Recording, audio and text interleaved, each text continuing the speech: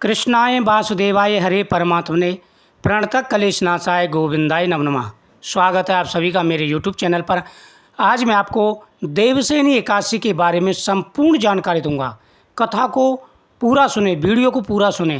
पहले कथा सुनाऊंगा, उसके बाद में पूजा विधि, महत्व, नियम सब कुछ आपको बताने वाला हूँ।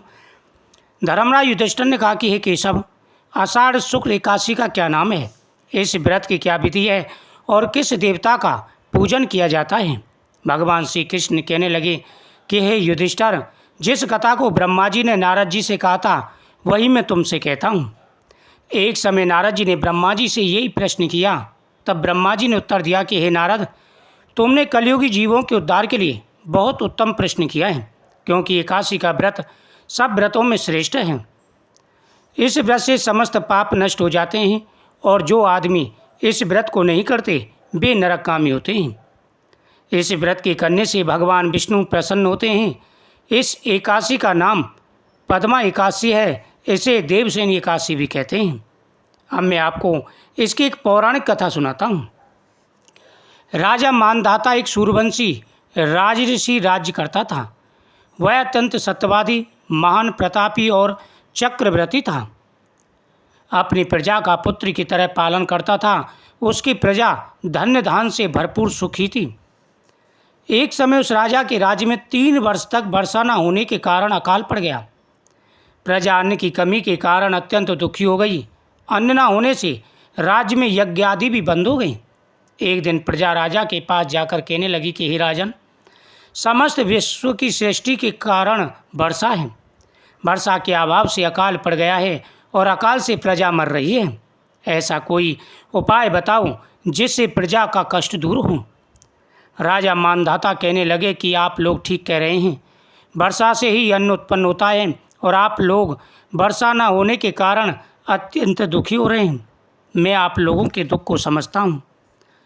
ऐसा कहकर राजा उनके दुखों का निवारण करने के लिए घोड़े पर सवार होकर ऋषि और महर्षियों के पास जाने लगे। राजा के मन में यही विचार था कि मैंने जीवन में कभी कोई पाप नहीं किया, पता नहीं किस कारण यह दुख सहना पड़ रहा है। वह अनेक ऋषियों के आश्रम में भ्रमण करता हुआ अंत में ब्रह्मा के पुत्र अंगरा ऋषि के आश्रम में पहुंच गया। वह राजा ने घोड़े से उतरकर अंगरा ऋषि को प्रणाम किया। मुनि ने राजा को आशीर्वाद देकर कुशल क्षेम के पश्चात उससे आश्रम में आने का कारण पूछा।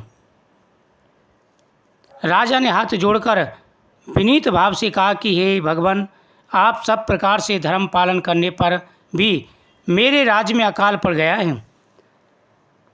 आप सब कुछ जानते हैं, इससे प्रजा अत्यंत दुखी है। राजा के प्रभाव से ही प्रजा को कष्ट मिलता है, ऐसा शास्त्रों में कहा गया है। जब मैं धर्म अनुसार राज्य करता हूँ, मेरे राज्य में अकाल कैसे पड़ गया? मैं आपके पास इसी संदेह की निवृत्ति के लिए आया हूँ। कृपा करके मेरे संदेह का निवारण कीजिए, साथ ही प्रजा के कष्ट को दूर करने का कोई उपाय बताइए। इतनी बात सुनकर के ऋषि कहने लगे, हे राजन, यह सतयुग सब युगों में उत्तम है। इसमें धर्म के चारों चरण सम्मिलित हैं, अर्थात इस युग में धर्म की सबसे अधिक उन्नति है। लोग ब्रह्मा की उपासना करते हैं और ब्राह्मण को ही केवल वेद पढ़ने तथा तप करने का अधिकार है। परंतु आपके राज्य में एक शूद्र तपस्या कर रहा है। इसी दोष के कारण आपके राज्य में 3 वर्ष से वर्षा नहीं हो रही है। इसलिए यदि आप प्रजा का भला चाहते हो तो उस शूद्र का वध कर दूं।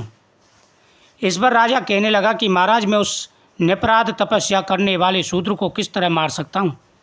आप इस दोष से छूटने का कोई उपाय बताइए। तब ऋषि कहने लगे, हे राजन, यदि तुम अन्य उपाय जानना चाहते हो तो सुनो। आषाढ़ मास के शुक्ल पक्ष की पद्मा नाम की एकादशी का विधि पूर्वक पूजन करो। व्रत के प्रभाव से तुम्हारे राज्य में वर्षा होगी और प्रजा सुख पाएगी।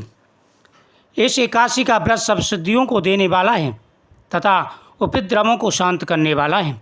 अतएव प्रजा सेवक तथा मंत्रियों सहित तुम इस व्रत को करो। मुनि के वचन सुनकर राजा ने अपने नगर वापस आकर विधि पूर्वक एकादशी का व्रत किया। उस व्रत के प्रभाव से वर्षा शुरू हुई और प्रजा सुखी हुई। इसी एकादशी को देवसेनी एकादशी भी कहते हैं। कुंती पुत्र युधिष्ठिर बोले, हे केशव, देवसेनी का व्रत कैसे किया जाता है? तब श्री कृष्ण कहने लगे, हे राजन, अब भगवान विष्णु के शयन और व्रत चतुर्थ मास की कथा कहता हूँ।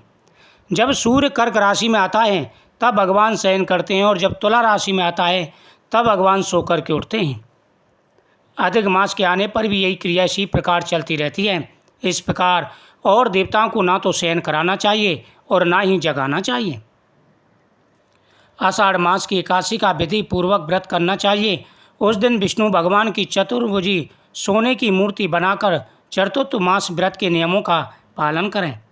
संकल्प करें, भगवान की मूर्ति को पीताम्बर पहनाकर सुंदर श्वेत सैया पर शयन करावे और धूप दीप नैवेद्य आदि से भगवान का षोडशोपचार पूजन करें। पंचामृत से स्नान आदि कराकर इस मंत्र को पढ़े, हे ऋषिकेश, लक्ष्मी सहित मैं आपका पूजन करता हूँ। आप जब तक 4 मास शयन करें मेरे इस व्रत को निर्विघ्न रखें। इस प्रकार से विष्णु भगवान की स्तुति करके शुद्ध भाव से मनुष्य को दांतुन आदि के नियमों को ग्रहण करना चाहिए। विष्णु भगवान के व्रत को शुरू करने के 5 काल वर्णन किए गए हैं। देवशयनी एकादशी तक यह व्रत किया जाता है। देव उठनी एकादशी तक यह व्रत नियम से चलता है।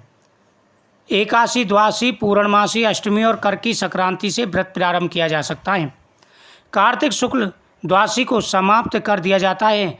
इस व्रत के करने से समस्त पापों का नाश हो जाता है।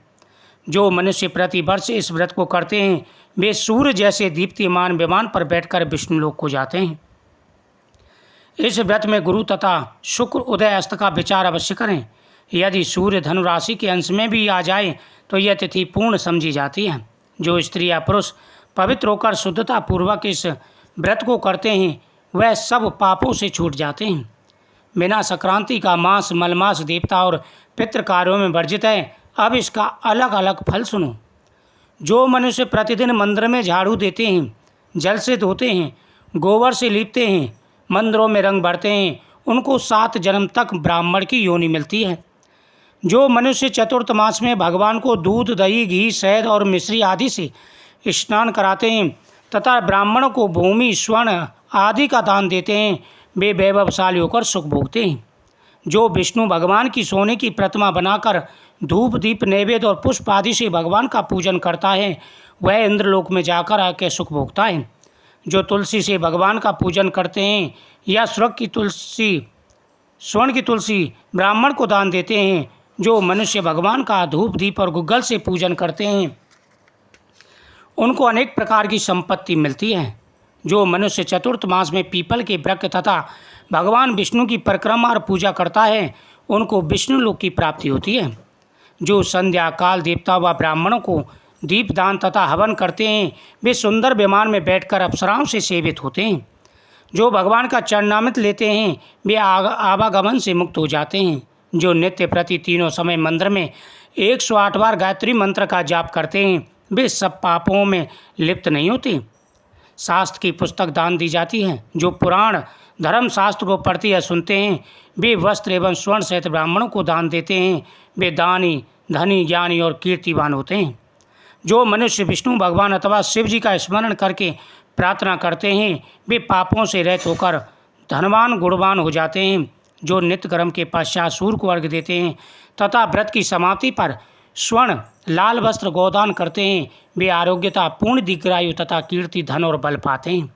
हे राजन, जो व्यक्ति नियम पूर्वक इन व्रतों को और इन नियमों को निभाते हैं उनको सभी प्रकार का सुख और वैभव प्राप्त होता है। चतुर्थ मास में जो मनुष्य गायत्री मंत्र द्वारा तिल से होम करते हैं और समाप्ति पर दान करते हैं उनके समस्त पापों का नाश होकर वह निरोगी रहते हैं तथा सुपात्र संतान मिलती है। जो मनुष्य अन्न से हवन करते हैं और समाप्त हो जाने पर घी, घड़ा और वस्त्रों का दान करते हैं वे ऐश्वर्यशाली होकर ब्रह्मा के समान सुख भोगते हैं और उनके शत्रुओं का नाश हो जाता है। जो पीपल का पूजन करते हैं तथा अंत में स्वर्ण सहित वस्त्रों का दान करते हैं वे सब पापों से छूटकर भगवान विष्णु के भक्त हो जाते हैं। ओम नमो भगवते वासुदेवाय नमः।